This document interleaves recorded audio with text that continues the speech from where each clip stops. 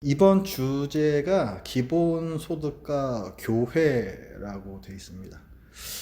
어떤 분들께서는 좀 의아하게 생각하실 수도 있을 것 같은데요. 보통 이제 기본소득이라고 하면은 시사 토론이나 이런 데 좀 어울릴 법한 주제가 아니냐. 무슨 교회에서 뭐 이런 주제를 다루느냐.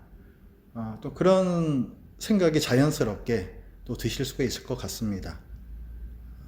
혹시 그 부분에 대해서 고민해 보신 분이 계시다면, 그리고 이래서 아마 교회에서는 이걸 공부하는 것 같아. 혹시 그런 생각을 해보신 분이 계시다면 한번 말씀 좀 해 주시겠습니까? 네, 감사합니다. 목사에게 순종하는 마음으로 들어오셨다는 말씀이었습니다. 네, 감사합니다. 네, 혹시 또 다른 분께서는 어떻게 생각하시는지요? 네, 감사합니다. 결국 뭐 우리의 삶이 되겠죠. 교회 안에서의 삶과 또 교회 밖에서의 삶에 있어서 이제 기본소득이 우리에게 주는 이제 의미와 뭔가 우리가 좀 이렇게 사용할 수 있는 부분이 있다라는 그런 말씀을 해 주셨습니다. 예, 그 부분에 대해서는 아마 나중에 조금 더 얘기할 기회가 있을 것 같아요. 그리고 제가 이 기본소득을 주제로 택한 그 이유 중에 뭐 여러 가지가 있지만 그 중에 하나, 사실 제일 큰 이유는 성경에서 경제에 대한 것, 우리가 살고 있는 이 사회 경제 있잖아요. 성경에서 이 경제에 대해서 아주 많은 부분을 말씀하고 있기 때문에 그렇습니다. 그러니까 성경이 우리 개인의 구원에 대해서만 말씀하는 것이 아니라 실제로 우리가 살아가는 세상에서 이 경제는 어떤 목적이어야 하고 어떤 모습이어야 한다를 말씀하고 있기 때문에, 그래서 우리가 경제를 공부를 해야 되고, 과연 우리가 살고 있는 이 사회에서는 이 경제를 올바른 방향으로 잘 이렇게 이끌고 가고 있는가 봐야 된다는 거죠. 만약에 그게 성경에서 말씀하고 있는 부분과 어느 정도 맥락을 같이 한다면 괜찮은 것이고, 그렇지 않다면 뭔가 바꿔야 되는 거죠. 뭘 우리 개인이 바꿀 수는 없어요. 어차피 이 나라는 민주주의이기 때문에 정치라는 것을 매개로 해서만 우리가 이 사회에 참여할 수가 있습니다. 우리가 여기서 뭐 아무리 데모한다고 해봐야 기본소득이 실행이 안 된단 말이에요. 그렇죠? 하지만 뭐 이번에 대선이 있었습니다만 앞으로도 총선도 있을 것이고, 또 정치인들을 뽑을 때에 그들의 어쨌든 공약을 봐야 되잖아요. 그대로 할 것이냐는 일단 두 번째 문제고, 그분들이 어떤 생각을 갖고 어떤 정책을 펼 것인가를 봐서 성경적인 맥락하고 너무 어긋나는 부분이라든가 이러면은 우리들이 많이 좀 생각을 해봐야 되는 그런 부분입니다. 그래서 우리가 하늘만 보고 사는 사람들이 아니고 분명히 이 땅에 발붙이고 있는 사람들인 이상은 이 사회의 정치, 사회, 경제에 대해서 반드시 많은 관심을 갖고 있어야 되고, 또 이게 성경적인 방향으로 갈 수 있도록 우리들이 그 정치, 사회에 참여를 해야 됩니다. 하나님께서 성경에서 강조를 하고 계시기 때문에 그게 사실 제일 큰 이유입니다. 양혁승 장로님께도 하나 좀 질문 좀 드리겠습니다. 지금 사회에서 사실 이번 이제 대선 때에도 아주 많은 대부분의 사실은 후보들이 기본소득을 다 공약으로 내걸고 나왔거든요. 왜 이렇게 이 사회에서 기본소득이 이슈가 되고 있습니까? 네, 제가 특별히 좀 이해하고 있는 것은 어, 우리가 이제 2010년대 후반부터 특별히 그 4차 산업혁명이라고 하는 그 이 시대 전환에 대해서 많이 얘기들을 하고 있는데, 그게 이제 2016년에 세계 경제 포럼인 다보스 포럼에서 클라우스 슈밥 박사가 4차 산업혁명 시대로 진입했다, 이렇게 이제 선언을 하거든요. 그런데 이제 그 4차 산업혁명 시대에 그 4차 산업혁명이 일종의 기술혁명이고, 그 기술혁명으로부터 앞으로 이제 이 경제 질서의 대변혁들이 같이 이제 수반이 될 텐데, 그 4차 산업혁명을 이끌고 있는 아주 중요한 기술 중에 주목받고 있는 게 이제 인공지능이거든요. 그러면 그 인공지능이 급격하게 발전 속도를 높여가고 있는데, 단적인 예로 그 인공지능이 이제 아주 그 활성화되고 그게 이제 각 영역으로 활용될 때에 지금 많이 우려하고 있는 바는 노동을 대체할 거다 하는 거거든요. 그러니까 상당히 지식 노동까지를 대체할 가능성이 상당히 높아졌어요. 그러면 지금까지 우리가 살아왔던 20세기는 2차 산업혁명 시대인데, 그때는 이제 대량 생산 시스템이라고 해서 노동의 분업 체계 속에서 이 경제 체제가 운영돼 왔고, 그런 면에서는 고용이라고 하는 게, 이 고용 사회라고 하는 게 2차 산업혁명 시대의 주요한 특징이라고 볼 수 있죠. 그런데 자동화라고 하는 게 점차 이제 육체 노동을 대체하는 데서 더 나아가서 인공지능이 발전함에 따라서 상당한 지식 노동까지도 대체할 위험성이 상당히 높아졌고, 그에 따라서 각국에서는 이 기술혁명이 앞으로 고용 부분에서 어떤 영향을 미칠 것인가 하는 예측 보고서들이 많이 나왔어요. 거기에서 이제 핵심적인 부분을 요약하면 MIT에 있는 이 브린 율프슨이라고 하는 교수의 예측에 따르면 앞으로는 이 중간 지식 노동층이 아주 축소될 거다. 그리고 그 기술을 활용할 수 있는 아주 소수의 그러한 이 기술자들이라든지 그걸 활용할 수 있는 쪽 역량을 가진 사람들, 그리고 굳이 대체할 필요가 없는 아주 저임 노동, 요즘 이제 플랫폼 노동이라고도 많이 얘기를 하고 하는데, 그 플랫폼 노동 중에서도 아주 이 저임 노동, 이런 쪽은 여전히 이제 일자리가 있겠지만 점차 그 중간층의 노동 일자리까지도 많이 이제 없어질 거다. 그래서 제레미 리프킨 같은 교수는 이제 그 고용 사회가 퇴조하고 있다. 그러니까 우리가 지금 살아왔던 아주 익숙한 그 사회 전체가 이제 완전히 퇴조하면서 이제 고용 없는 시대로 진입한다는 예측들이 있는 거죠. 크게 보면. 네. 그래서 그런 측면에서 보면 지금까지는 이제 고용을 통해서 임금을 받아서 소득을 갖고 그게 이제 소비도 하고 경제가 돌아갔는데, 그게 없어질 경우에 경제 순환이 안 되는 거거든요. 그래서 그런 측면에서 많이 이제 기본소득제가 논의되고 있는 것 같아요. 그래서 이제는 경제가 돌아가기 위해서라도 소비할 수 있는 그 소득을 보장해줘야 된다. 그런 맥락에서 일단 기본소득이 상당히 주목을 받고 있는 거로 저는 이해를 하고 있습니다. 한 측면이죠. 예, 감사합니다. 예, 맞습니다. 지금 4차 산업혁명인데 결국 지금 인공지능이 많이 나오면서 직업들이 많이 대체될 거예요. 대체가 되는데 문제가 뭐냐면 이 중간 기술층의 몰락입니다. 그 부분을 이제 AI가 치고 들어오기 때문에 그럼 중간에 있던 사람들은 어떻게 되느냐? 밑으로 떨어지는 거예요. 저 위로 올라갈 수 있는 사람들은 아주 고급 기술을 가진 아주 소수에 불과합니다. 나머지 대부분은 다 밑으로 다 떨어져요. 그래서 지금 가뜩이나 코로나까지 겹쳐가지고 여러분들도 뭐 배민 이런 거 많이 시키시죠?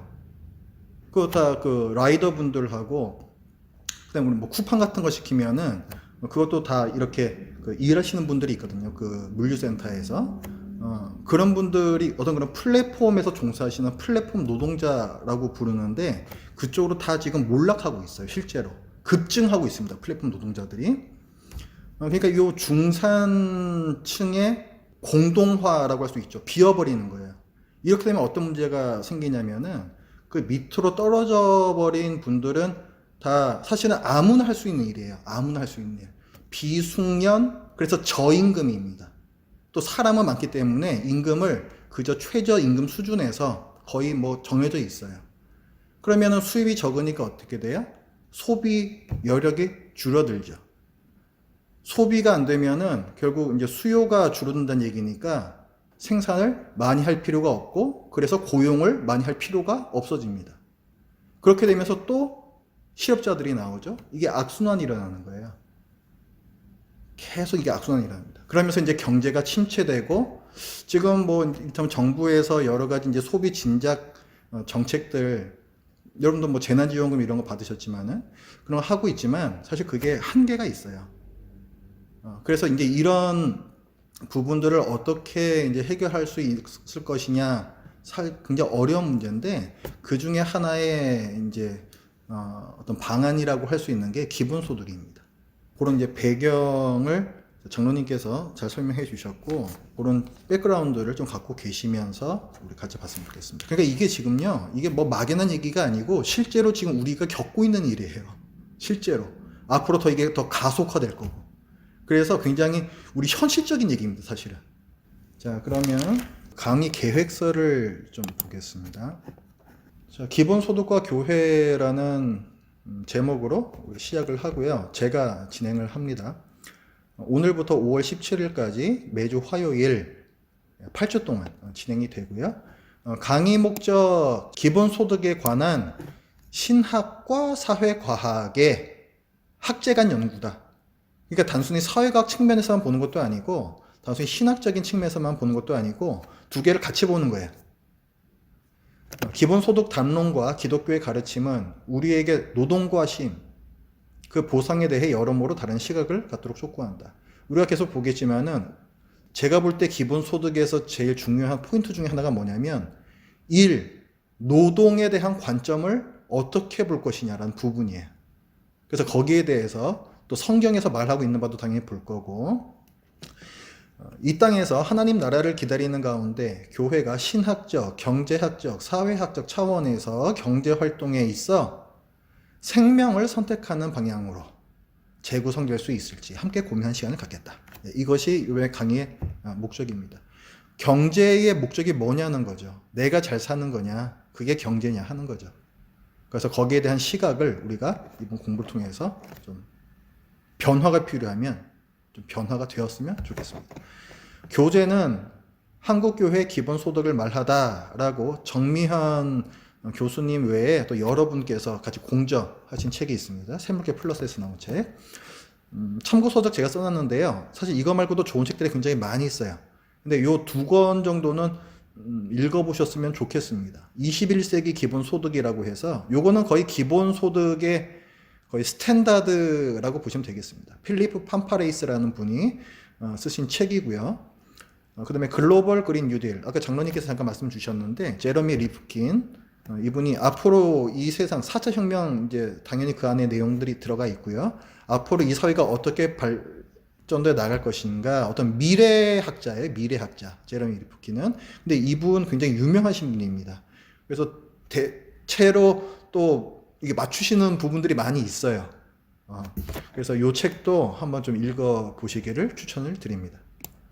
진행 방식은 강의 및 토의입니다.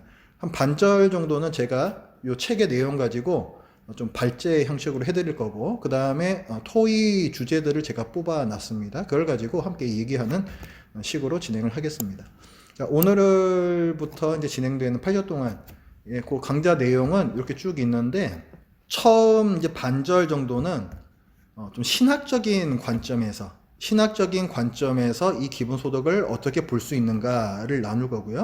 그 뒷부분에 가면 실제로 우리 현실에서, 그러면 이제 정치하시는 분들이 있잖아요. 좌파, 우파라고 우리가 흔히 부르는 그분들이 기본소득을 얘기를 할 때 똑같은 기본소득이란 단어를 쓰지만 그 내용은 전혀 다릅니다. 그냥 기본소득을 주장한다고 해가지고 이 사람은 내가 생각하는 기본소득을 주장하는가 보다 이렇게 생각하시면 안 돼요. 그래서 이 좌파 우파 간에 어떤 주장을 하고 있고 왜 그런 차이가 있는지 그런 부분을 좀 살펴보겠습니다.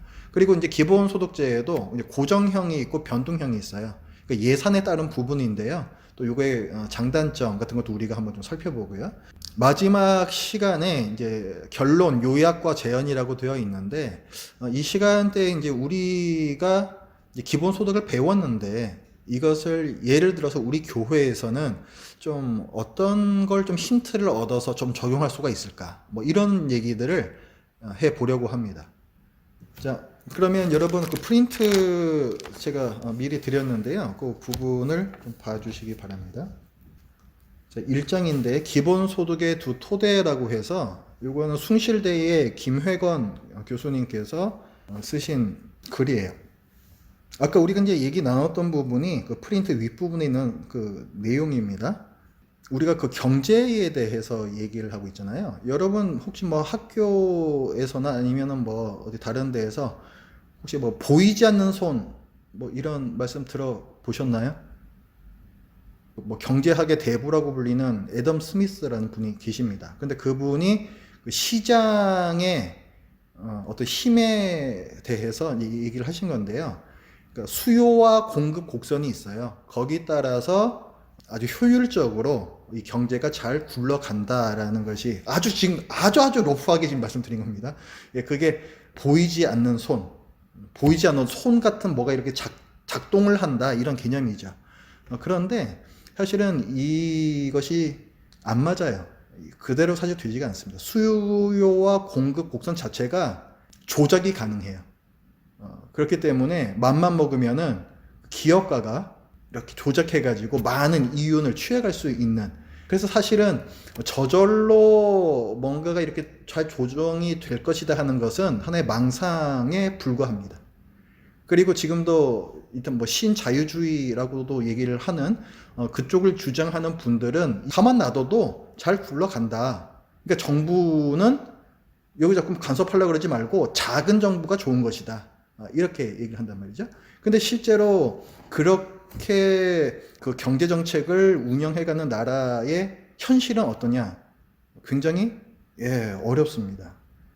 잘 사는 사람들은 되게 잘 살고 못 사는 사람은 되게 못 살아요.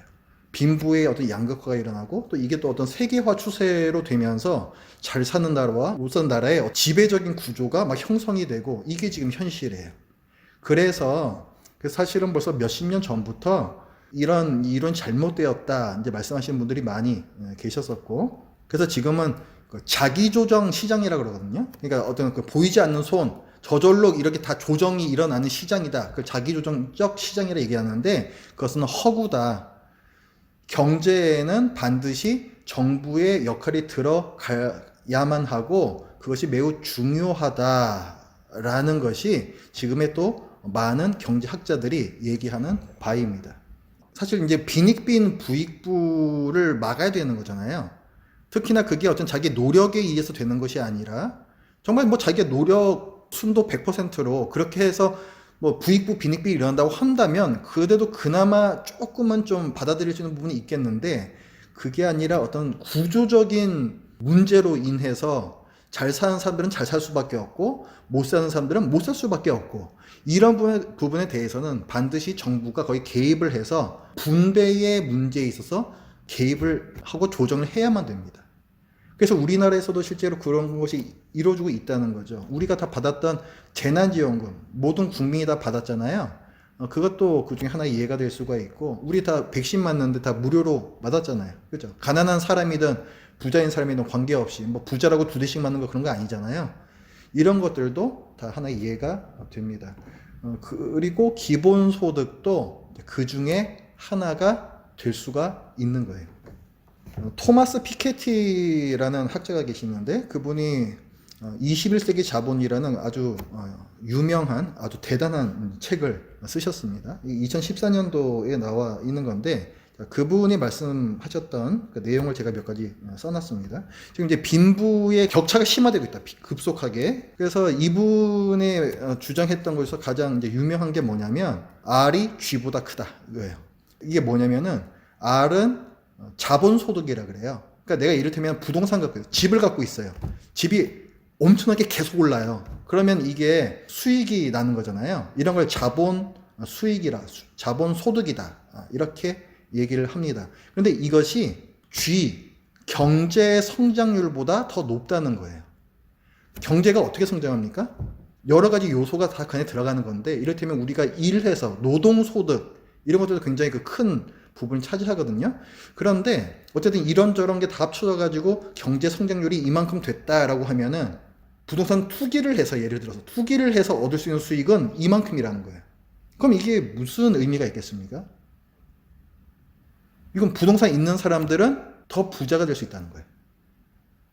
그냥 개미처럼 열심히 일하는 사람들에 비해서 사실 부동산을 일단 한번 사놓으면은 뭐 거기에 내가 어떤 노력이 땀방울이 들어가는 건 없잖아요. 그런데 계속해서 더 많은 수익을 올릴 수 있다. 이게 R이 G보다 크다. 이런 의미입니다. 그래서 그렇다 보니까 우리 그 현실에서 보면은 참 이런 얘기하기 참 사실 좀 비참한데요. 부모님을 잘 만난 아이는 잘 삽니다. 우리 금수저, 뭐 흑수저 벌써 얘기 나온 지 꽤 됐잖아요. 이게 실제로 그렇다는 거예요. 왜 그럴 수밖에 없냐면은 자, 잘 사는 집에 태어났어요. 그러면은 이 아이한테 엄청난 교육비가 들어가요. 유치원 때부터 남다릅니다. 이 잘 사는 집은. 유치원, 초등학교, 중학교, 고등학교 내내 그 아주 고급진 사교육을 받으면서 보통 중산층, 저희 같은 사람들이요. 저희 같은 사람들이 교육시키는 거는 될 바가 아니에요. 그럼 당연히 공부 잘하죠. 그러니까 좋은 대학 가요. 지금 실제로 그 서울대학교, 뭐 스카이라고 부르는 뭐 서울대, 연고대 있지 않습니까? 거기에 50% 이상이 강남권 아이들이에요. 현실입니다, 그게. 왜 그렇겠어요? 좋은 교육을 계속 받아왔거든요. 이게 우리가 뭐 대입 시험을 본다, 뭐 옛날에 학력고사에 쓰고 지금 뭐 수능이긴 한데, 뭐 수능도 뭐 정시 뭐 이런 거 있잖아요. 그 정시라는 건 어쨌든 점수만 갖고 따지는 거니까, 아, 이거 되게 공정한 것 같아 하고 얘기하지만은 그렇지 않습니다. 그냥 같은 날에 시험 보는 것만 똑같아요. 거기 나와 앉아있는 애들은 벌써 이 그 차원이 다른 애들이 이미 만들어져서 앉아 있는 거예요. 그러니까 뭐 좋은 대학 들어가는 애들 정해져 있는 거고 그 아이들도 좋은 대학 나왔으니까 또 좋은 직장을 들어갑니다. 그리고 뭐 저 유학 가가지고 석박사 다 하고 와서 또 좋은 대우를 받으면서 직장 생활을 하게 되죠. 그러면은 또 잘 사는 그 가정을 또 꾸리겠죠? 그럼 또 그 아이들한테 똑같이 또 그런 사교육을 또 시키기 시작합니다. 그래서 이게 부의 세습이 일어나요. 지금은 계급이 없을까요? 있습니다. 눈에 보이지 않는 계급이 이미 있어요. 그 계급의 어떤 이동성이 굉장히 제한되어 있는 우리 눈에 보이지 않는 계급이 있다고요. 그게 문제라는 거예요. 지금 저기 그 뭐 상속세 이런 거 있잖아요. 양도세, 상속세 할 때 그 상속세요. 그 상속세 하면은 뭐 많은 부분을 이 국가의 세금으로 내게 돼 있지 않습니까? 그리고 이제 국가에서는 그걸 가지고 또 분배를 한단 말이죠. 그런데 이거 가지고는 사실은 많이 부족합니다. 잘 사는 집에서는요, 이미 부의 상속이 일어나고 있어요. 뭘 통해서? 교육비를 통해서. 교육비를 통해서요. 교육비를 통해서 부의 상속이 아들한테, 딸한테 이미 이루어지고 있다고요. 그러니까 경제적으로 상속만 일어날 게 아니라 인적 네트워크라는 게 있죠. 엄마 아빠가 뭔가 좀 표현이 그렇습니다만 뭐 잘 나가는 직장이 있어요. 쉽게 말해서. 그러면 그 주위에 알고 지내시는 그 네트워크 이루시는 분들도 대부분 다 그런 분들입니다. 뭐 한 기업의 뭐 사장님이나 임원들도 있을 수가 있고요. 또 더 각 그 뭐 정치 쪽, 그다음에 뭐 어떤 뭐 다른 쪽에서 다 그 목소리를 낼 수 있는 그런 지위에 계시는 분들이 굉장히 많은 거죠. 그러니까 이 집의 아이가 나중에 직장에 들어갈 때에도요, 그런 인적 네트워크까지 그대로 물려받아요. 그러니까 이런 경제적 자원뿐만이 아니라 인적 자원, 그다음에 사회적 자원 이런 것까지 다 세습이 이루어지고 있어요. 그게 지금 세상이에요. 그게 지금 세상. 그래서 이거를 이제 세습 자본주의다 이런 식으로 표현을 하는 겁니다. 그러니까 이거를 막기 위해서는 정치가 개입을 해야 돼요. 그 경제에 브레이크를 걸 수 있는 그 주체가 바로 정부입니다. 국가입니다. 그래서 정치가 경제에 개입을 해야 왜곡되어 있는 이런 구조를 완화시킬 수가 있다는 거죠. 국가의 역할이 굉장히 중요합니다. 그래서 그럼 어떻게 뭐 이걸 갖다 완화시킬 수 있느냐? 예를 들어서 조세개혁 같은 게 있어요. 누진세, 이거 굉장히 중요합니다. 미국 같은 경우에는요, 이게 대통령이 바뀔 때마다, 그 집권 정당이 바뀔 때마다 조금씩 달라지는데, 지금까지 계속해서 이 누진세가 계속해서 작아지고 있어요. 미국이. 그러면 이게 어떻게 되겠습니까? 세전 소득하고 세후 소득하고 이제 그걸 이제 보는 건데, 만약에 누진제가 있게 되면은 세후 소득 많이 수입이 있는 분들과 수입이 적은 분들하고 격차가 어느 정도 줄어들 수가 있겠죠. 누진세가 들어가면은. 그렇죠. 많이 벌면 더 많이 된다. 퍼센트가 더 높기 때문에. 그렇죠. 그런데 이것이 누진세가 줄어들게 되면은 그러면 점점 더 이 양극화가 점점 커져요. 그래서 정부에서는 이 조세제도를 통해서 부익부 빈익빈 현상을 어느 정도 완화시킬 수가 있습니다. 그렇게 해서 이제 뭐 어떤 그 조세를 통한 그 재원들이 마련이 되겠죠. 그럼 국가는 그걸 가지고 이제 모든 사람들을 위한 정책에다가 써야 돼요. 그 예전에 뭐 2007년, 2008년 그럴 때 뭐 금융위기 이런 게 있었잖아요.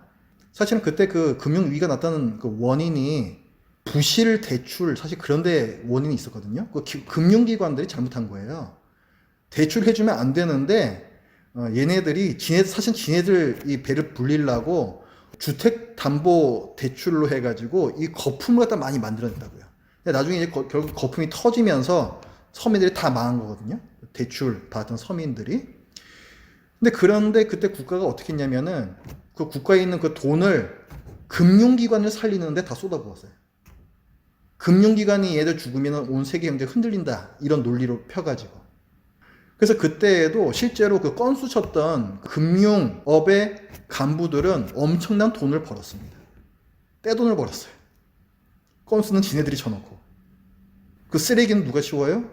그 쓰레기는 국민들이 그냥 치운 거예요. 그러다가. 말이 안 되는 거죠. 그러니까 국가의 역할이 그만큼 중요하다는 거죠. 세금도 잘 걷어야 되고 쓰는 것도 잘 써야 돼. 자, 그 토마스 피케티가 얘기한 부분 계속 말씀드리겠습니다. 미국 독립선언문 1776년도, 그 다음에 프랑스 인권선언 1789년도, 여기를 보면은 명시를 하고 있어요. 모든 국민은 행복을 추구할 평등한 권리가 있고 국가는 이 권리를 보장해야 한다. 돼 있어요. 모든 국민이 행복할 수 있도록 국가가 그것을 보장해야 된다. 명시하고 있다고요. 뭘 강조하는 거예요? 국가의 경제 개입, 그 역할을 강조하고 있는 거예요. 그러니까 미국도 그렇고 프랑스도 그렇고 다 그렇게 하고 있다고요. 그 헌법이나 뭐 이런 데는 다 그렇게 명시가 되어 있다고요. 우리나라도 그렇게 돼 있거든요. 거기 우리 프린트에 보시면 대한민국은 민주공화국이다. 이렇게 제목이 되어 있는데요. 자, 대한민국 헌법 제1조. 자, 제1항 대한민국은 민주공화국이다. 2항 대한민국의 주권은 국민에게 있고 모든 권력은 국민으로부터 나온다. 자, 국민이 중요하다는 거죠? 우리나라는 민주공화국이래요. 민주공화국이 뭐냐면 국민을 보호하기 위해서 국가가 국민에게서 권력을 이양받은 거예요. 그게 민주공화국이에요. 그러니까 국민이 없으면 국가도 없어요. 우리나라가 그런 나라거든요. 그러니까 국민을 개돼지로 보면 된다 안 된다? 안 되는 거예요. 예, 국민이 있어야만 국가가 어디 권력을 행사할 수 있다라는 것이 헌법에 제일 처음에 나와 있습니다. 그리고 우리나라 그 헌법 119조를 보면요, 특히 2항을 보면 국가는 균형 있는 국민 경제의 성장 및 안정과 적정한 소득의 분배를 유지하고 시장의 지배와 경제력의 남용을 방지하며 경제 주체 간의 조화를 통한 경제의 민주화를 위하여 경제에 관한 규제와 조정을 할 수 있다. 누가? 국가가. 이거 국민이 국가에다가 준 권력이에요. 정의로운 분배가 일어날 수 있도록 하기 위해서. 그리고 이 시장이 막 미친 듯이 막 폭주하지 않도록 하기 위해서 국가가 개입할 수 있도록 그 권한을 헌법에 명시를 하고 있어요. 국가의 역할이 굉장히 중요하다는 거죠. 그리고 대한민국 헌법 제34조 1항 모든 국민은 인간다운 생활을 할 권리를 가진다. 행복추구권입니다. 그러니까 지금 여러분 행복하세요?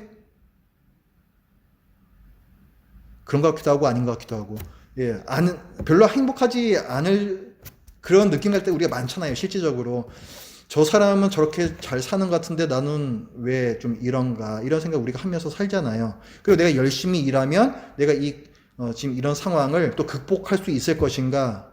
사실 비전이 없잖아요. 사실은 그렇잖아요. 행복하지 않다고요. 그래서 그러면 우리가 행복할 수 있도록 국가가 나서야 한다는 거예요. 우리가 지금 이렇게 돼 있는 이유는 이런 빈부의 격차가 엄청나게 커져 있기 때문이고, 지금 시장 경제로 돌아가는 부분에 있어서 뭔가가 지금 문제가 있기 때문에 그런 거거든요. 열심히 일해도 가난을 탈출할 수 없다는 것은 뭔가 문제가 있는 거예요. 그럼 국가가 개입을 해야 되는 겁니다. 그래서 이제 지금까지 이제 말씀드린 이 헌법들은 국가가 경제 주체라고 부르는 것들이 있죠. 국민들, 그 다음에 뭐 기업, 정부, 이게 다 경제 주체들입니다. 이 경제 주체들 사이에 적정한 소득 분배를 추구할 의무를 가진다. 그 정부가 하는 일은요, 국가가 하는 일은요, 게임의 룰을 정하는 거예요. 경제가 굴러가잖아요. 그 게임이 어떻게 굴러가야 할지 그 룰을 정하는 게 국가예요. 정치라고요. 그게 그냥 놔두면 경제가 알아서 잘 되는 게 아니고, 정치가 어떻게 잘 하고 있느냐에 따라서 경제도 올바른 방향으로 굴러갈 수도 있고 이상한 방향으로 굴러갈 수도 있습니다. 그리고 정부의 그 어떤 경제에 개입할 때 가장 큰 역할은 분배예요. 분배. 정책을 어떻게 정하느냐, 법률을 어떻게 정하느냐에 따라서 이만한 이윤이 어떻게 분배될지가 달라집니다. 당연히 그렇겠죠. 어떤 뭐 기업에 유리한 법률을 만들어 놨어요. 그러면은 창출된 이윤의 많은 부분이 기업주 혹은 주주한테 다 갈 수밖에 없는 거죠. 법이 그런데. 그렇죠? 그러니까 이런 법률, 제도, 국가가 정하는 것인데 여기에 따라서 게임의 룰이 바뀌는 거예요. 중요합니다. 그래서. 자, 국가는 이런 많은 역할을 해야 되고 또 그걸 할 수 있는 권한을 갖고 있는데 지금 우리의 현실은 어떠느냐? 아까 말씀드린 그대로예요. 플랫폼 노동자들. 좀 어려운 말로 프레카리아트라고 얘기를 합니다. 예전에는 프롤레타리아 뭐 이렇게 얘기했거든요. 부르주아와 뭐 프롤레타리아. 프롤레타리아는 이제 무상계급, 어떤 그 생산수단을 갖고 있지 않은 그런 노동자들을 가리켰었는데요. 지금은 프레카리아트라고 해가지고 비숙련 저임금 노동자들이에요. 그러니까 지금 이제 쿠팡 같은 데서 또 라이더 하시는 분들, 이런 분들 굉장히 그 불안정하죠. 직업 자체가. 뭘 노동시장의 유연성이라는 굉장히 멋있는 말로 표현을 하는데요. 뭐 유연하다 하면 되게 좋은 것 같잖아요. 노동시장의 유연성은 뭐냐면은 언제든지 그 노동 인력을 지멋대로 공무줄 늘렸다 줄였다는 식으로 조절을 해버릴 수 있다는 얘기예요. 지금 초단기 계약 노동자들이 굉장히 많습니다. 저하고 제 아내도 저기 쿠팡 다녔습니다만은 매일매일 근로계약서를 써요. 일주일 단위도 아니고 한 달 단위도 아니고요. 매일매일 근로계약서 쓴다고요. 그러니까 그게 무슨 뭐 어떤 노동의 지속성이 있습니까, 그게? 근데 지금 그런 직종들이 굉장히 많다는 거죠. 그리고 뭐 라이더 분들이나 이런 분들 어때요? 이런 분들 자 하다가 뭐 사고 나고 그러면은 뭐 산재보험 뭐 이런 거 제대로 받습니까? 못 받아요. 기업에서는 어떤 그 정직원으로 채용했을 때에는 많은 부대 비용이 거기 들어가거든요. 복지 비용이라든가 많은 부분이 들어갑니다. 그런데 이렇게 초단기 계약으로 하게 되면은 그런 데서 다 자유로워질 수가 있어요. 그래서 그걸 좀 보완하기 위해서 지금 여러 가지 또 법들이 지금 제정이 되고 있습니다. 어쨌든 그렇지만은 어쨌든 아직까지는 현실이 그렇다는 거예요. 그리고 낮은 임금, 또 높은 주거비, 집 비싸잖아요. 월세도 비싸잖아요. 또 감당할 수 없는 사교육비, 그 다음에 정경유착, 그 정치하는 분들이요. 일단 대통령이 되려고 그런다, 뭐 국회의원이 되려고 그런다, 그럼 누군가 돈을 대줘야 되거든요. 후원금이잖아요. 그 후원금을 가장 많이 대는 게 누구일까요? 아, 나 저기 녹색당에 나 당원이 됐어. 자, 나 매달 얼마씩 내. 그게 그렇게 큰 어떤 그분한테 의미가 있을까요? 그렇지 않습니다. 기업인들로부터 후원을 받아요. 왜 기업인들이 정치인들을 그렇게 후원을 할까요?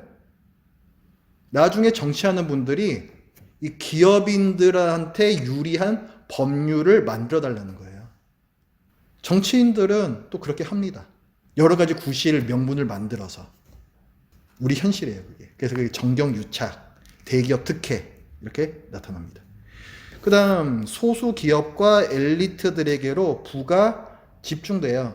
아까 뭐 인공지능 얘기 나왔지만은 이제 그 인공지능을 얘를 갖다가 이제 그 설계하고 만들고 관리하는 아주 고급 직종의 엘리트들이 있고요. 그 다음에 인공지능이 있고, 자, 인공지능이 못하는 게 단순 작업이거든요. 오토바이 못 타요, 인공지능은. 그래서 그런 일들을 이제 사람이 합니다. 그러니까 많은 돈들이 누구한테 간다? 인공지능은 전기만 주면 움직이거든요. 전기만 먹여주면 돼요, 걔네들은. 걔네들은 돈 별로 안 먹어요. 그 엘리트들이 대부분 다 이윤들을 갖고 갑니다. 점점 더 그렇게 될 거예요. 그 다음에 기득권 세습에 대해서는 아까 이제 말씀을 드렸고요. 어떤 식으로 세습이 되는지. 그 다음에 부동산 주식 투기를 한다. 돈이 돈을 버는 거죠. 계속. 공공 서비스의 민영화. 이것도 뭐 신자유주의니 뭐 이런 거 엮이는 문제들인데, 정부에서 재정적인 부담을 지지 않기 위해서 일반 민간 기업들에다가 너희들이 국민을 위한 이런 서비스를 해라 라고 띄워주는 거예요. 근데 그러면 안 되거든요. 모든 국민을 위한 서비스는 국가에서 해야 돼요. 그게 제일 효율적입니다. 근데 그 어떤 재정 부담을 지지 않겠다라는 이유로 이제 그렇게 지금 하고 있는데, 이렇게 되면 어떻게 되냐면은 결과적으로 서비스 질이 떨어져요. 결국 이제 민영화되게 되면은 민간 기업들은 이윤을 위해서 일하지 않겠습니까? 그러면은 뭔가 자꾸 비용을 줄여요. 서비스 질이 떨어집니다. 그럼 결국 손해를 보는 건 누구예요? 우리 국민들이에요. 그 다음 국가 권력의 사유화와 오남용. 예, 국가 권력의 사유화. 우리 뭐 많이 봤잖아요. 우리 뭐 저기 촛불 집회도 많이 나갔잖아요. 그런 식으로 자꾸 된다는 얘기죠. 자, 그래서 이제 이런 모든 이제 그 현실의 배경 가운데에서 기본 소득에 대한 얘기가 나옵니다. 근데 뭐 이게 뭐 본격적으로 얘기가 나온 게 이제 최근 몇십 년 사이고, 사실은 16세기 때부터 이미 이야기가 나왔다고 해요. 그때에도 어떤 그 자본주의가 있었고, 그 다음에 빈부격차가 굉장히 심한 그런 현실을 살면서 이걸 좀 해결할 수 있는 방법이 없을까? 그걸 고민하던 분들이 그 기본소득 얘기를 했었다고 합니다. 자, 그럼 이제 기본소득이란 뭘까? 그 개념 한번 보겠습니다. 기본소득은 좀 이따가 좀 더 설명을 드려야 될 것 같은데, 모든 국민에게 주는 배당금이다. 이렇게 보시면 돼요. 지원금하고 다릅니다. 배당금은 내가 기여한 것이 뭔가 있어요. 그래서 당연히 내가 받을 권리가 있는 게 배당금입니다. 기본소득은 국민이기 때문에 국민의 권리로서 받는 배당금이에요. 그 얘기는 뭐냐면은 받을 자격 없는데 준다라는 어떤 뭐 시혜 차원이 아니라는 거예요. 어떤 사랑의 차원도 아니라는 거예요. 내가 권리가 있기 때문에 받는다라는 것은 정의의 문제예요. 정의의 문제. 나중에 또 얘기를 나눌 거예요. 그래서 기본소득에는 이제 몇 가지 기본적인 이제 요소들이 있는데요. 요게 충족되어야지 기본소득이다라고 얘기를 해요. 거기 프린트물에 보시면은 이렇게 써 있습니다. 모든 구성원이 개인 단위로 일체의 조건 없이 주기적, 지속적으로 현금 지급받는 소득. 이게 기본소득입니다. 자, 요 단어 하나하나가 다 중요해요. 첫 번째, 모든 구성원이 예외 없어요. 대한민국에 살고 있으면은 예외 없어요. 국적을 갖고 있으면 그 사람은 다 기본소득의 대상이 됩니다. 똑같은 금액을 받는 기본소득을 받는 대상이 돼요. 이걸 보편성이라고 해요. 보편성. 기본소득의 보편성. 그 다음에 개인 단위로라고 했어요. 여러분 저기 우리 재난지원금 처음 나올 때 혹시 기억나시는지 모르겠어요. 그 정부에서 재난지원금을 주는데 그 각 가정의 가장한테 나왔던 거 혹시 기억하십니까? 부부가 있는데도요, 가장한테 준다고요. 이건 기본소득 아니에요. 그렇게 주면 되는 게 아니고, 예를 들어서 저희 집에는 저희 부부하고 저희 두 딸이 있거든요. 그러면 저한테 10만 원, 제 아내한테 10만 원, 제 큰딸한테 10만 원, 작은딸한테 10만 원 각각의 계좌로 쏴주는 게 기본소득이에요. 가장한테 준다는 건 뭡니까? 그럼 가장이 지 마음대로 쓸 수 있겠죠. 그러면 다른 사람들한테는 돈이 안 가는 거예요. 가부장적 발상에서 나온 행정입니다. 기본소득은 그런 거 아니에요. 모든 국민이 자기가 쓰고 싶은데 쓸 수 있도록 하는 취지거든요. 그렇기 때문에 한 사람 한 사람 개인별로 돈이 지급이 돼요. 이걸 개인성이라 그래요. 개인성. 그 다음 일체의 조건 없이 여러분 그저 근로장려 세제? EITC라고 부르는 거 혹시 아세요? 근로장려금. 내가 직업을 구하고 거기서 이제 임금을 받잖아요. 근데 그 임금이 어느 그 기준에 못 미치면은 혹은 내가 직업을 갖게 되면 정부에서 얼마의 지원금을 더 얹어주는 어떤 그런 방식으로 일을 더 해라 이렇게 근로를 장려하는 목적으로 이렇게 더 얹어주는 나라에서 주는 이것을 근로장려 세제라 그러거든요. 근데 이거는 돈을 주는 건데 조건이 있죠. 네가 일해야 돼. 네가 일 안 하면은 이거 안 줘. 그래서 이건 조건이 있는 돈이에요. 그런데 기본소득은 그런 조건 일체 없어요. 일을 하든 안 하든 무조건 똑같은 금액을 줘요. 이거를 무조건성이라 그래요. 어떤 차이가 있을까요? 그 기초급여 받으시는 분들 있죠. 기초생활수당 받으시는 분들이 있죠. 일 못하고 있어요. 그래서 나라에서 지급을 하는 건데 예를 들어서 알바를 할 기회가 생겼다. 근데 알바를 하면은 이제 직업이 있다 해가지고 그 기초생활수급 그 받던 걸 이게 끊겨요. 근데 실질적으로 내가 알바로 버는 돈은 예전에 받던 기초수급 그거보다 더 적어요. 자, 이렇게 되면 일을 하겠습니까? 안 하겠습니까? 안 하죠. 이제 빈곤 함정이라 그래요. 이 구덩이에서 빠져나올 생각을 안 해요.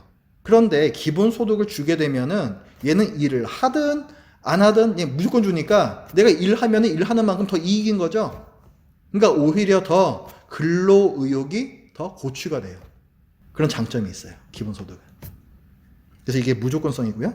그 다음에 주기적 지속적으로 현금으로 지급받는다. 그래서 현금으로 지급받는다. 여기는 좀 기본소득 정의하시는 분들에 따라서 좀 약간 좀 의견 차이가 있습니다. 어떤 분들은 현물도 포함을 시키는 분들이 있어요. 기본소득에. 그런데 원칙적으로는 보통 현금으로 한정을 짓습니다. 현물로 하면은 현물, 예를 들어서 쌀이 나왔다. 쌀이 나왔으면 그거는 먹는 데서 쓸 수밖에 없는 거죠. 그러니까 쓸 수 있는 용도가 딱 정해져 있는 거예요. 그런데 현금을 주게 되면은 그건 내가 필요한 데 쓸 수가 있어요. 기본소득의 목적은 뭐냐면 모든 이에게 실질적 자유를 준다라는 부분이거든요. 이렇다면 직장일 지금 하고 계시는 분들께 제가 여쭤보겠습니다. 정말 그 일 하고 싶어서 하세요? 뭐 나름대로 보람을 느끼면서 하는 분들 분명 계실 거예요. 그러나 어떤 분들은요, 이를테면은 지금 자꾸 뭐 라이더 분들 말씀해서 죄송합니다만은 그분들은 정말 오토바이가 좋아서 매일 타시겠습니까? 아니라고요. 먹고 살기 위해서 하기 싫지만 생계를 위해서 그 일을 할 수밖에 없는 거예요. 어떻게 보면은 노예처럼 사는 겁니다. 근데 기본소득은 뭐냐면 거기에서 탈출을 할 수 있도록 해주겠다는 거예요. 주기적으로 일정 금액을 계속해서 지급을 해주면요. 그러면 이 사람이 계획을 세울 수 있어요. 난 매달 50만 원이 들어오니까 내가 언제까지 이 돈을 가지고 뭐를 배울 수가 있겠다. 내가 어떤 다른 직장에 들어갈 때 필요한 뭔가 지식을 습득하든지 이런 데 사용을 하면서 내가 지금 하고 있는 일이 아닌 다른 일로 갈 수 있는 발판을 만들어준다고요. 그래서 모든 이에게 실질적 자유를 이런 말이 나오는 겁니다. 그게 기본소득의 목적이에요. 자, 모든 사람들한테 준다. 보편성이라고 그랬죠? 그렇기 때문에 이거는 보편적 복지라고 얘기를 합니다. 보편적 복지. 어떤 기준 딱 정해놓고는 생활 수준이 이 기준에 못 미치는 분들에게만 국가에서 지원을 해드립니다. 라고 하면은 그거는 선별적 복지예요. 어떤 분이 이 기준에 해당되는가 다 선별을 해야 되죠. 그래서 이건 선별적 복지라고 합니다. 근데 기본소득은 대한민국 국적을 갖고 있으면 모두에게 다 주는 것이기 때문에 보편적 복지라고 얘기를 해요. 참 들어보니까 좋은 것 같은데 여기 이 기본소득에 대해서 이제 만만치 않은 또 반대론들이 있습니다. 그 주장들을 간략하게 좀 살펴보고 또 간략한 또 반박을 또 좀 살펴보겠습니다. 첫 번째는 아니 그러면은 우리나라 인구가 지금 뭐 5천만 뭐 이렇게 됐는데 그 5천만한테 개인당 뭐 월 이를테면 한 50만 원씩 준다고 하면은 도대체 이게 돈이 얼마가 드는 거냐 도대체 이게. 그거 따져봤더니 그 324조인가 이렇게 나와요. 연. 그래서 우리나라 그 올해 그 본 예산이 600조거든요. 그런데 그 324조를 기본소득으로 이거 준다는 게 말이 되느냐? 뭐 이제 이런 반론이 있습니다. 당연히 귀 기울여야 할 반론이죠. 그런데 마련할 수 있다라고 또 이제 주장을 이제 하는 분들이 있습니다. 아까 얘기했던 그 조세제를 좀 개편을 하자는 거예요. 누진세 같은 부분도 있고 지금까지는 없는 다른 예를 들면 무슨 그 환경세 관련한 뭐 탄소세라든가 아니면 뭐 또 이 기본소득을 위한 그 뭐라 그러더라? 그 어떤 국민 무슨 소득세가 있어요. 뭐 그걸 갖다가 신설을 해가지고 보충을 하고 이 기본소득을 주게 되면요. 지금까지 주고 있던 어떤 기초수급이나 이런 것도 있죠. 이걸 좀 어느 정도 통폐합할 수 있는 여지가 생깁니다. 그러면은 그것들도 재원으로 이제 삼수가 있다는 얘기가 되는 거죠. 그런 방법들. 그 다음에 지금 뭐 국민연금 같은 거 있잖아요. 이 국민연금이 지금 잠자는 돈으로 사실 묶여 있거든요. 그 뭐 국민연금뿐만이 아니라 다른 우리가 모르는 많은 기금들이 있습니다. 나라가 갖고 있는 거. 그래서 이런 것들 그냥 잠재우지 말고 얘네들을 활용을 하자는 거예요. 그래서 그런 식으로 하면은 재원을 마련할 수 있다. 그렇게 이제 좀 반론이 나오고 또 이제 기본소득에 반대하는 또 다른 주장은 야 이거 뭐 그러면은 뭐 일하지 않아도 이거 먹고 살 수 있는 거면은 그럼 누가 일하냐? 야 일하는 사람이 없으면 이제 기업들은 또 어떻게 먹고 살라고? 기업들 다 망하겠구만. 이 경제가 굴러가겠냐? 이렇게 반대하는 거거든요. 그런데요, 이거는 사람을 너무 우습게 보는 거예요. 사람이요, 꼭 돈 벌려고만 일하는 거 아닙니다. 여러분 저기 집에 가만히 있으면 그거 행복하세요? 저는 그럴 것 같아요. 저는 가만히 있으면 행복할 것 같은데. 근데 저 같은 이상한 사람 말고 대부분은요, 뭔가 가치 있는 일을 해야지 행복을 느끼고, 뭔가 움직여야지 사는 것 같고, 그렇다고요. 그러니까 꼭 돈 때문에만은 일하지 않아요. 실제로 이 기본소득 제도를 저기 미국 알래스카주에서 이제 지금 하고 있거든요. 거기 그 석유가 나요. 그래서 그 원유 그 수익금 그 기금을 가지고 그 알래스카 주 사람들한테 다 계속 이렇게 똑같이 n분의 1 해가지고 나눠주고 있습니다. 자, 그러면은 이 사람들이 일 안 할 것인가? 또 저기 북유럽에서도요, 어떤 파일럿 프로젝트처럼 기본소득을 실행을 해봤어요. 그럼 이제 사람들이 좀 이제 일을 안 하고 느슨해질 것인가? 이걸 갖다가 그때 다 해봤는데 일 열심히 하더랍니다. 다. 그러니까 돈만을 위해서 일하는 게 사람은 아니라는 거예요. 그래서 뭐 이것 때문에 일하는 사람이 없어지고 기업들이 다 망하고 이런 걱정은 할 필요 없다. 또 이렇게 이제 맞받아치고요. 그 다음에 지금 같은 경우에는 아까 뭐 플랫폼 노동자 얘기를 했지만은 이런 일이라도 내가 안 하면은 먹고 살 방법이 없으니까 그러니까 진짜 비인간적인 대우를 받으면서 내가 모욕적인 말을 듣고 그런 대우를 받아도 정말 더러워도 내가 어쩔 수 없으니까 일을 한단 말이에요. 그런데 기본소득을 주게 되면 어떻게 됩니까? 기본소득이 있으면은 그럼 나 꼭 뭐 일 아니더라도 나 먹고는 살 수 있다. 나 일 그러면 안 해. 인간적인 대우도 안 해주는 이따위 직장은 안 다녀. 자, 이렇게 되면 어떻게 돼요? 그럼 고용주 입장에서도 뭔가 마인드가 바뀔 수가 있죠. 그러니까 이런 쪽으로도 어떤 긍정적인 또 효과가 있을 수 있습니다. 또 기본소득에 대한 사실 가장 큰 심리적인 저항이라고 할 수 있는데, 자, 무노동, 무임금의 원칙. 우리 성경에도 나오죠. 일하지 않는 자는 먹지도 말라. 아니, 일을 안 하는데 그 사람한테 돈을 준다는 게 말이 되느냐? 아니, 그러면 열심히 일한 사람은 뭐 호구냐? 어떻게 바다에 가가지고 서핑이나 하고 있는 사람한테 돈을 줄 수 있단 말이냐. 잘 먹고 잘 살고 열심히 요트 타고 다니는 사람 있단 말이에요. 그 사람한테도 똑같이 돈을 줘요. 이게 정의로운 거예요? 정의롭지 않은 거예요?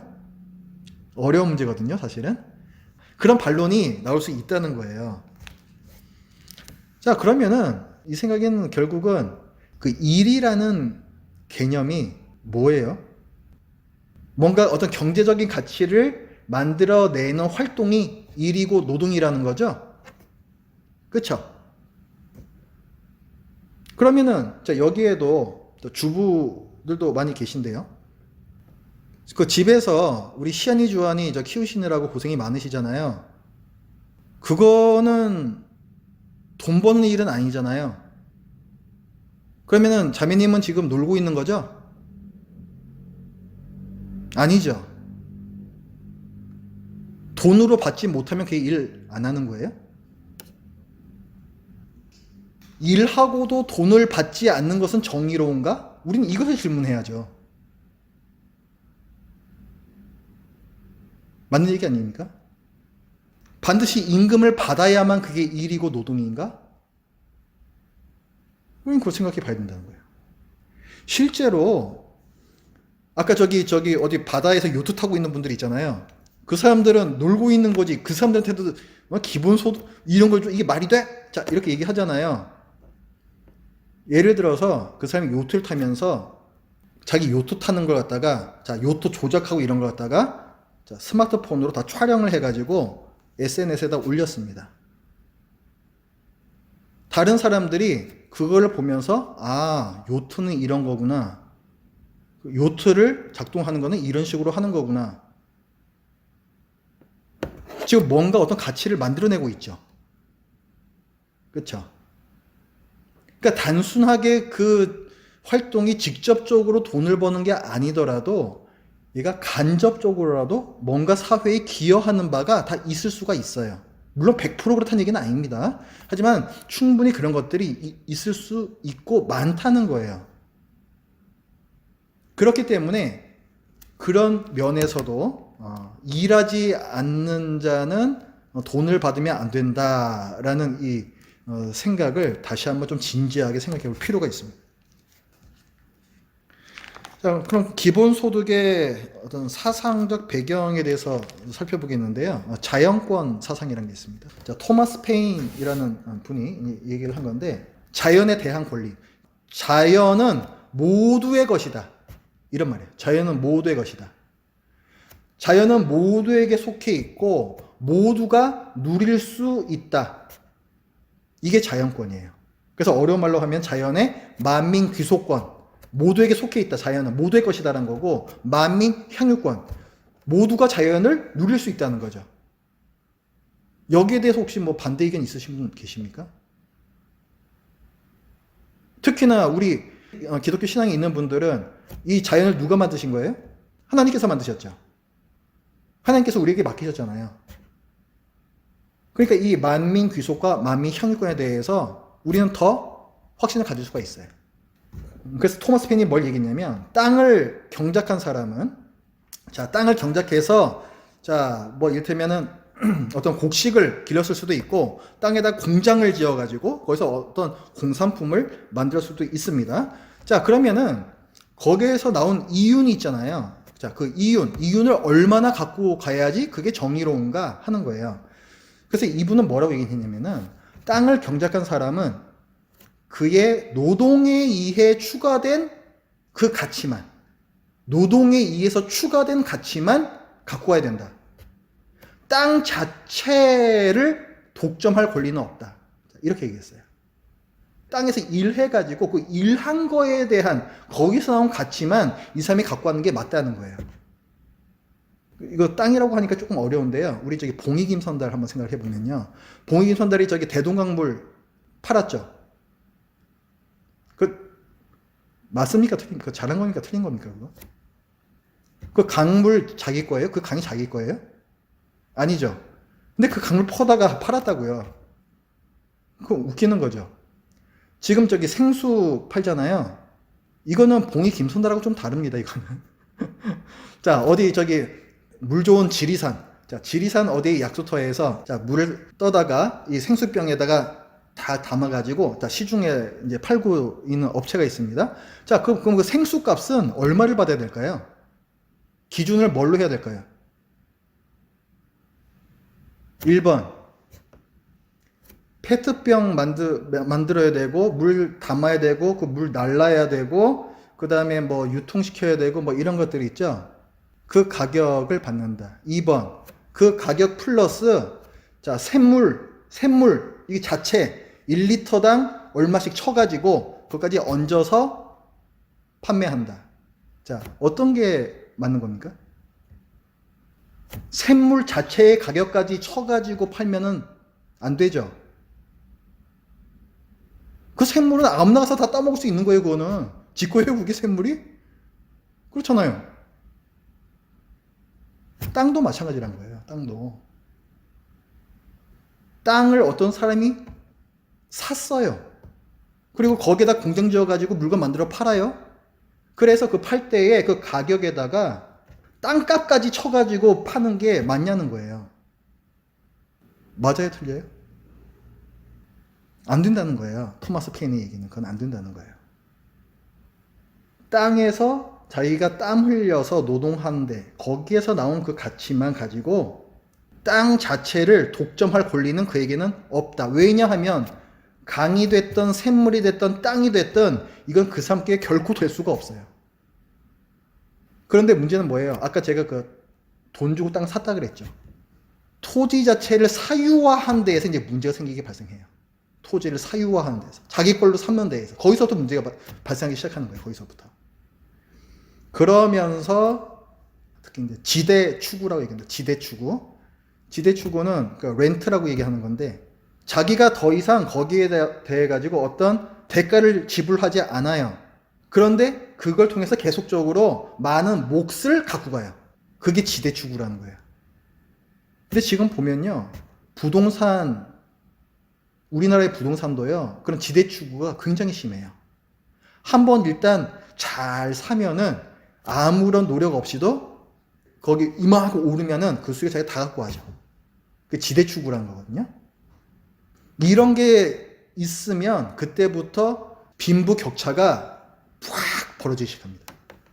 그래서 토마스 페인이 얘기한 건 뭐냐면 토지를 어떤 사람이 자기가 독점했잖아요. 자, 내가 여기 공장 지었어. 너희들 이거 사용 못 하는 거야. 여기 들어오지 마. 이렇게 하잖아요. 그러면은 그 사람은 다른 모든 사람들한테 자기가 토지를 독점한 거에 대해서 아까 그 만민 귀속, 만민 향유라 그랬잖아요.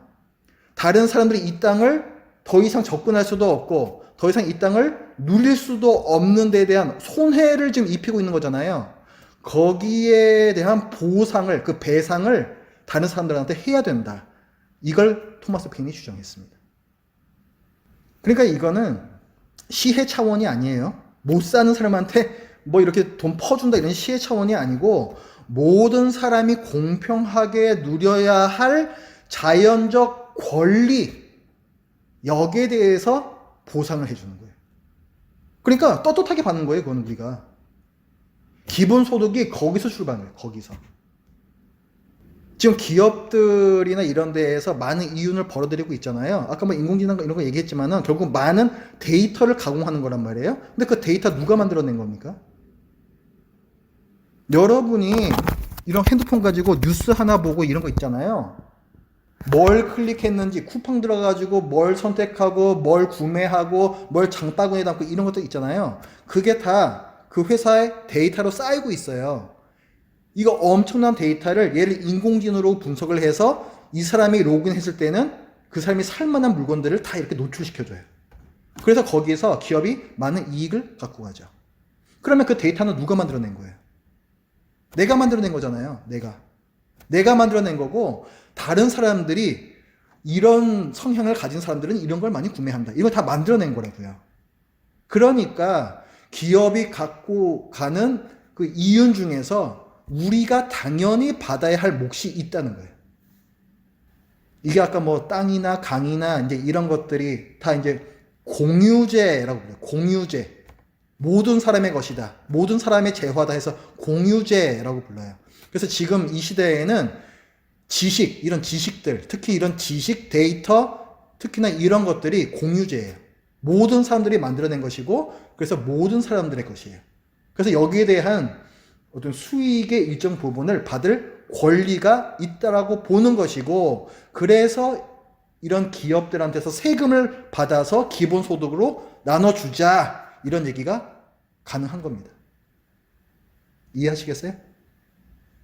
그래서 모든 국민이 당연히 받아야 할 배당금이다. 자, 배당금이에요, 배당금. 어떤 시혜 차원에서 받는 게 아닙니다. 토마스 페인은 이제 그렇게 얘기했고, 그 다음에 이제 존 로크라는 철학자는 뭐라고 얘기를 했냐면은, 빈 땅에다가 딱 깃발 꽂고, 거기에서 농사 지었으면은 그거는 그 사람 땅이다. 거기서 나오는 모든 것들 다 그 사람 것이고, 땅도 그 사람 것이다. 이렇게 얘기했어요. 사실은 그 개념이 우리한테 지금 익숙한 거예요, 그게. 어떤 부분 차이가 있는지 아시겠죠? 존 로크는 땅이 개인 것이 될 수 있다고 주장한 거고, 토마스 페인은 개인 것이 될 수 없다라고 얘기한 거예요. 자, 그 다음에 우리 이제 성경으로 가서 한번 혹시 이 부분에 대해서 뭔가 얘기하고 있는 게 있는가 보겠습니다. 자연권 사상의 원형이라도 되어 있는데, 모세 오경의 땅 신학이라도 되어 있습니다. 1번, 모든 땅은 하나님의 소유이며 선물이다라고 되어 있습니다. 레위기 25장 23절인데 제가 읽어보겠습니다.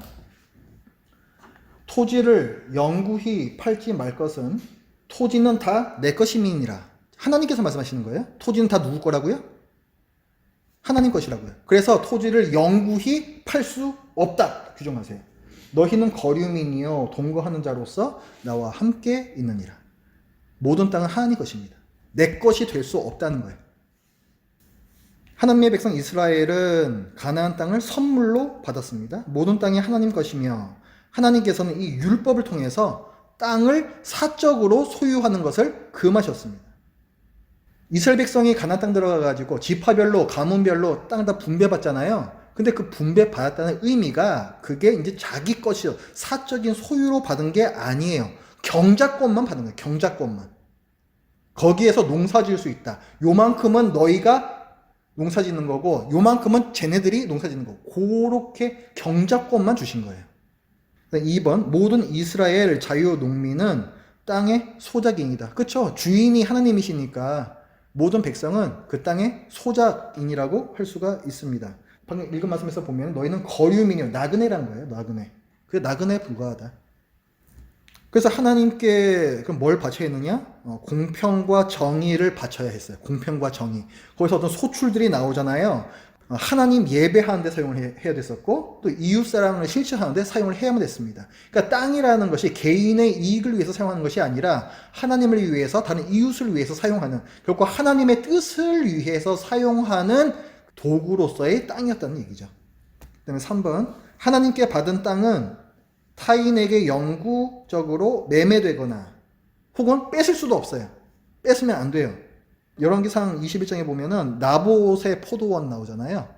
아하방인가요? 나봇이 갖고 있는 포도원이 너무 탐이 나가지고 자기가 뺏고 싶은데 차마 그러지 못하고 이제 몸져 눕는단 말이에요. 그랬더니 이제 그 아합 왕의 그 아내 이세벨이 아유 저는 참 한심한 양반 같은데 왕이란 게 저거 하나 못 뺏어가지고 하면서 뺏어버려요. 하나님께서 아주 악하다라고 말씀하셨습니다. 뺏으면 안 돼요. 자, 그 다음에 또 레위기 15장, 그 프린트물에 잘못됐어요. 면제년 제도가 레위기 15장에 나옵니다. 면제년은 그 7년째 되는 해에는 빚을 다 탕감해라. 자, 이런 말이 있습니다. 빚을 못 갚는, 빚이 대물림 되는 것을 막기 위한 하나님의 율법이에요. 그 다음에 희년제도 50년마다 이제 돌아오는 거죠. 이것도 이제 레위기 25장에 이것도 나옵니다. 희년제도. 사람이다 보니까 살다 보면은 내가 가난해져서 땅을 다른 사람한테 파는 경우가 있어요.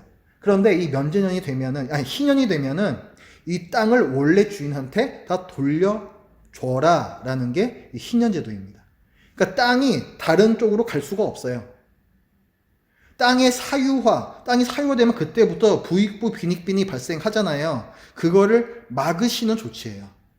하나님께서 우리 처음 시작할 때 얘기했잖아요. 우리 개인 구원에만 관심을 갖고 계신 게 아니라 경제 체제에도 엄청난 관심을 갖고 계시다고요. 왜냐하면 이것이 정의와 사랑을 이 땅에 구현하는데 굉장히 큰 역할을 하기 때문에.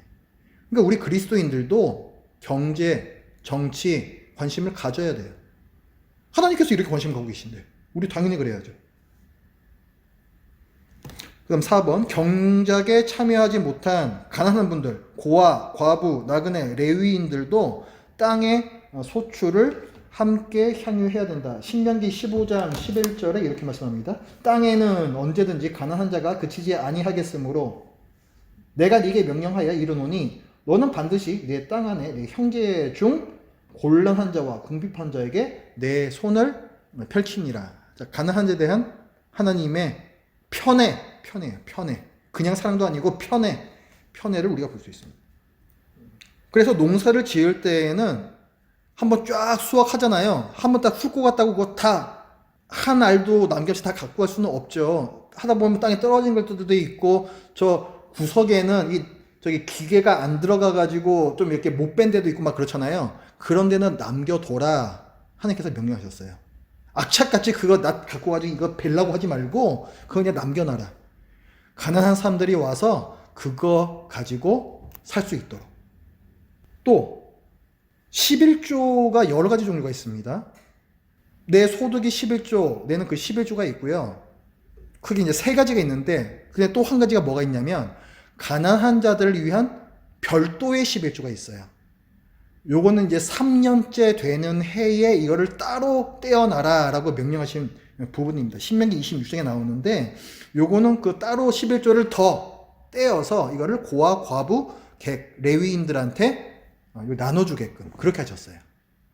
그러니까 이게 정부의 역할입니다. 이게 지금 시대로 따지자면은 법적으로 제도적으로 이렇게 규정을 하신 거예요.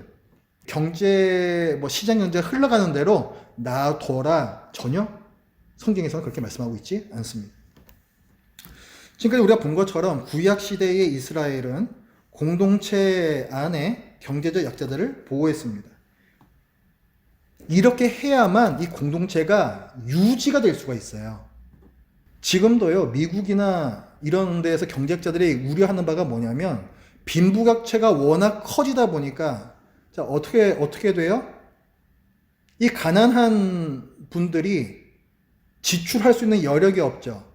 자, 그러면은 또 기업들의 고용이 감소가 되고, 그럼 경제가 침체가 일어나고, 실업은 더더욱 많아지고, 이런 악순환이 이제 일어나면서 이 사회가 지속할 수 없다. 붕괴된다. 이렇게까지 지금 염려를 하는 경제학자들이 있습니다.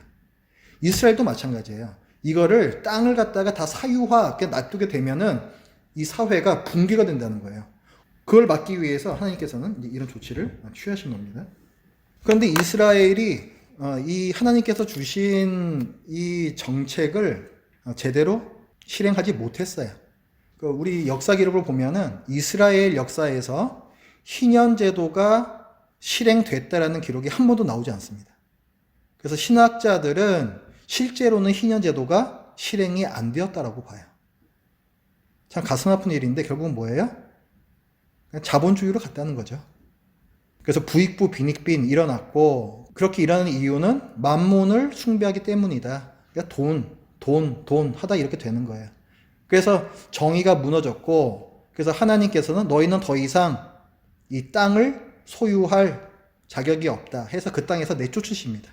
그래서 바벨론 유수. 자, 신약시대의 교회는 어떻게 했는가? 신약시대의 교회도 구약시대와 똑같습니다. 가난한 자들을 같이 품는 교회는 그런 모습을 보였어요. 사도행전 2장에 보면은 다 같이 통용했다 이런 표현이 나와요. 통용했다. 그런 기록이 있고, 그 다음에 아나니아와 삽비라 그 사건의 배경도 다 자기 땅을 팔아서 이제 교회 갖고 오면은 그거를 다 이렇게 또 어려운 분들한테 나누는 이제 그런 데 썼다. 그게 배경이잖아요. 그러니까 구약 시대의 이런 정신을 그대로 다 이어받아서 한 겁니다. 땅을 팔았다는 게 중요한 거예요. 땅은 내 것이 아니다라는 그 정신이 있기 때문에 가능한 겁니다. 자, 결론 부분. 대한민국 헌법 제119조 2항. 아까 거기서 말하는 경제의 민주화. 경제의 민주화는 헌법에 명시된 의무를 수행하는 구성원 모두에게 이 땅에서 발생한 부와 자본 등의 혜택 향유를 보장하는 제도를 시행할 것을 요구한다. 만민 귀속권과 만민 향유권. 아까 자연권이라고 했잖아요. 자연권. 그죠? 그걸 우리가 누려야 할 권리가 있다. 헌법에서도 지지를 한다는 거예요. 그래서 여러분들이 기본소득을 왜 제도를 만들어야 되느냐라고 했을 때 항상 그 사상적인 배경이 있어야 돼요. 왜 이게 기본소득이 오늘날 왜 이게 우리한테 말이 되는 건가 할 때에 그 자연권을 생각하세요. 자연권. 땅이 됐든 물이 됐든 공기가 됐든 이런 것들, 그다음에 뭐 오늘날의 데이터 지식이 됐든 이런 것들은 다 공유제예요. 공유제. 모든 사람의 것이라고요. 모든 사람의 것. 근데 그것을 독점해서 이윤을 취하고 있는 사람들이 있고, 그 기업이 있고, 그래서 그들로부터 우리는 당연히 받아야 할 몫이 있고, 그것이 기본소득이다. 이게 기본적인 뿌리입니다. 그 자연권. 예, 요걸 갖다가 꼭 기억을 하시기 바랍니다. 특히 그리스도인들 우리에게는 더더군다나 이 모든 자연은 하나님께서 주인이시기 때문에 더 이런 사상을 더 뒷받침할 수가 있어요. 자, 시간이 됐습니다만 우리가 한 가지 정도만 좀 토의를 하고 좀 마치겠습니다. 괜찮으시겠어요?